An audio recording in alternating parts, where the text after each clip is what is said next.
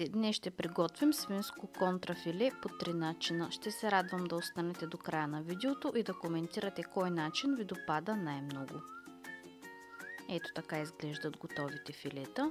За първото ще ни трябва 20 грама масло, клонка розмарин, 2 скелетки чесън, зехтин, сол и черен пипер. Точните количества на всички продукти ще намерите в описанието.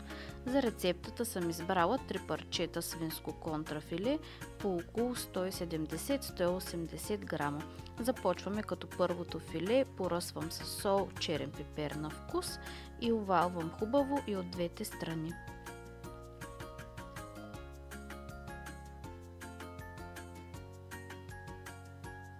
В тиган загрявам около една супена лъжица олио и след като загрее ще си добавя и филето.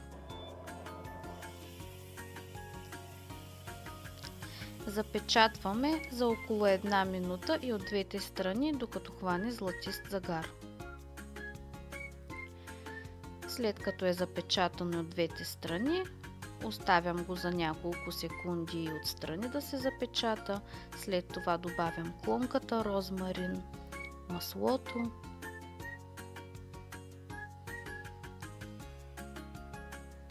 пресовам 2 скелетки чесън.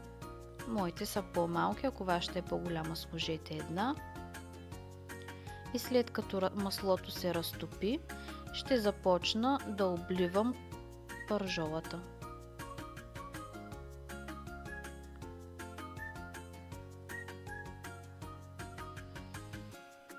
Ето по този начин с лъжичка, докато се готви месото, поливам с соса, като от време на време ще обръщам и самото филе. По този начин пекох за около 5-6 минути на 6-7 степен на котлона от 9.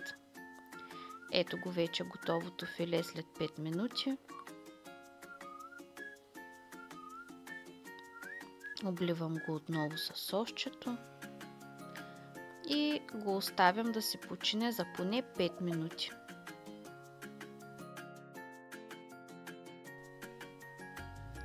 Започваме с овкусяването на второто свинско филе. Ще ни трябват една супена лъжица соев сос,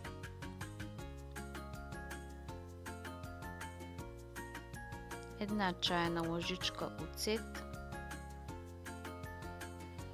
една чайна лъжичка зехтин, ако искате може и сусамово олио, една чайна лъжичка настърган джинджифил, една чайна лъжичка мед.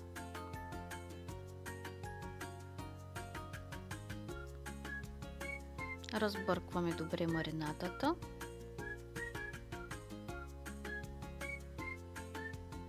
Сега ще залия филето с маринадата и от двете страни и ще оставя настрани за около 30 на минутки да се маринова. След като се е мариновало, в тиган слагам филето заедно с соса на около 7 степен от 9. Запечатвам отново за около минута от двете страни.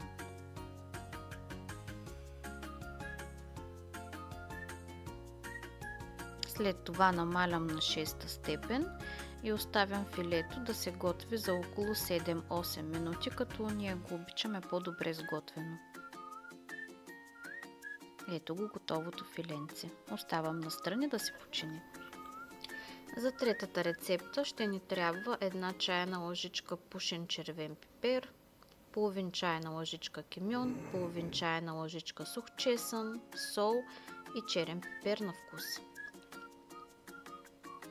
Разбърквам добре съставките за сухата марината и овалвам свинското филе хубаво с нея.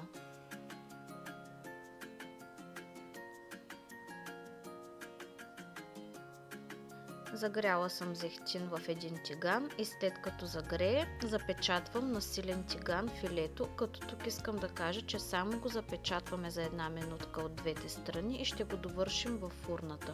Тук съм си приготвила една тавичка с хартия за печене и барбекю сос, като ще намажа филето след като се е запечатало с барбекю сос и ще изпека в загрята фурна на 200 градуса с вентилатор за около 10 минути.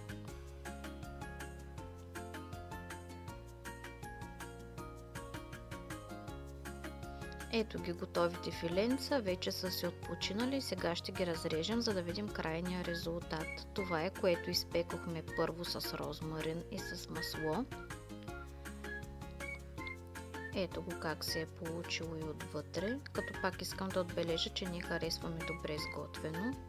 Следващото в азиатски стил с джинджифил соев сос.